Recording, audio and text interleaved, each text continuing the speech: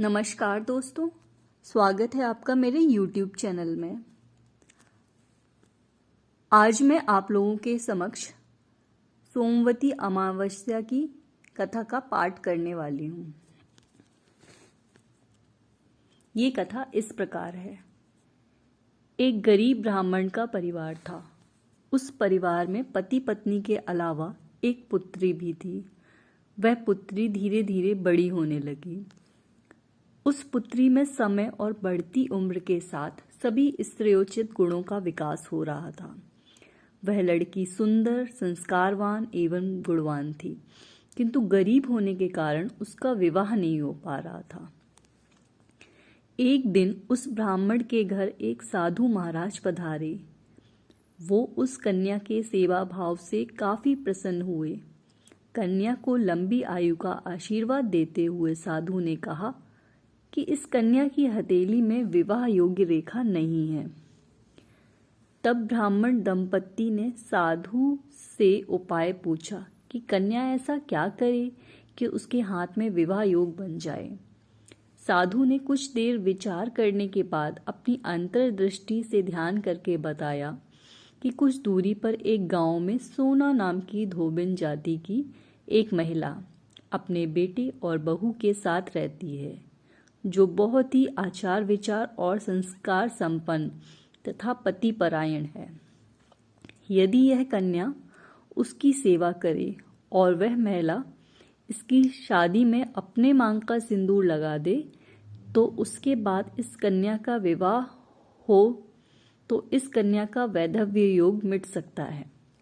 साधु ने यह भी बताया कि वह महिला कहीं आती जाती नहीं है।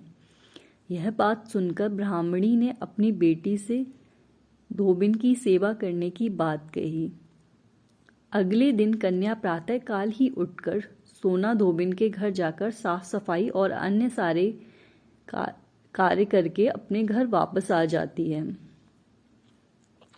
एक दिन सोना धोबिन अपनी बहू से पूछती है कि तुम तो सुबह उठकर ही सारे काम कर लेती हो और पता भी नहीं चलता।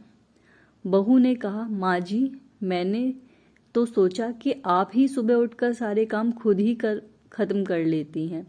मैं तो देर से उठती हूँ। इस पर दोनों सास बहू निगरानी करने लगी कि कौन है जो सुबह ही घर का सारा काम करके चला जाता है।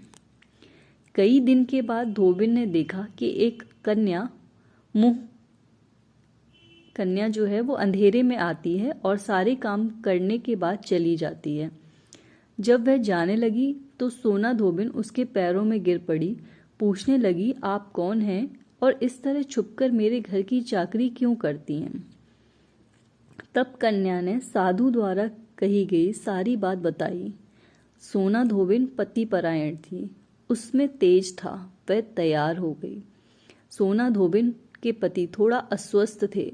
उसने अपनी बहू से अपने लौट आने तक घर पर ही रहने को कहा। सोना धोबिन ने जैसे ही अपने मांग का सिंदूर उस कन्या की मांग में लगाया, उसका पति मर गया। उसे इस बात का पता चल गया। वह घर से निराजल ही चली थी, यह सोचकर कि रास्ते में कहीं पीपल का पेड़ मिलेगा तो उसे भवरी देकर और उसकी परिक्रमा करके ही जल ग्रहण करेगी। उस दिन सोमवती अमावस्या थी। ब्राह्मण के घर मिले पुए पकवान की जगह उसने ईंट के टुकड़ों से 108 बार भवरी देकर 108 बार पीपल के पेड़ की परिक्रमा की और उसके बाद जल ग्रहण किया। ऐसा करते ही उसके पति के मुर्दा शरीर में वापस जान आ गई। धोबिन का पति वापस जीवित हो उठा। इसलिए सोमवती अमावस्या के दिन शुरू करके जो व्यक्ति हर अमावस्या के दिन भवरी देता है, उसके सुख और सौभाग्य में वृद्धि होती है। पीपल के पेड़ में सभी देवों का वास होता है। अतः जो व्यक्ति हर अमावस्या को न कर सके, वह सोमवार को पड़ने वाली अमावस्या के दिन 108 वस्तुओं की भवरी देकर सोना धोबिन और गौरी गणेश का पूजन करता है, उसे अखंड सौभाग्य की प्राप्ति होती है। ऐसी प्रचलित परंपरा है कि पहले सोमवती अमावस्या के दिन धान, पान, हल्दी, सिंदूर और सुपारी की भवरी दी जाती है। उसके बाद की सोमवती अमावस्या को अपने सामर्थ्य के हिसाब से फल, मिठाई, सुहाग सामग्री, खाने की सामग्री इत्यादि की भवरी दी जाती है और फिर भवरी पर चढ़ाया गया सामान किसी सुपात्र ब्राह्मण, नंदन या भांजे को दिया जा सकता है। मैं आशा करती हूँ कि आपको आज की ये कहानी पसंद आई होगी। यदि पसंद आई है तो प्लीज़ मेरे इस चैनल को लाइक करें, शेयर और सब्सक्राइब करें।